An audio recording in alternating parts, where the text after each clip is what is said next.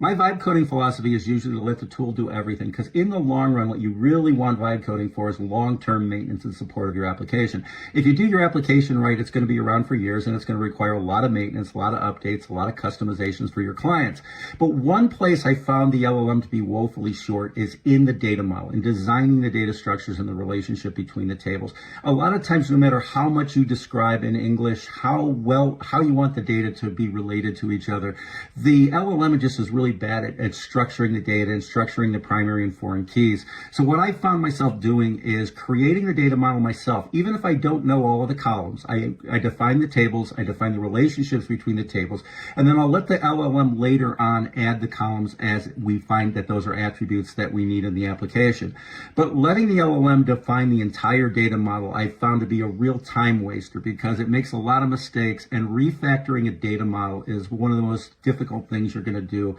inside of a working or a semi-working application, because it's refactoring so much code when you're changing the relationship between the tables. So make sure you have a good data design, even if you design it yourself, and then let the LLM fill in the attributes later.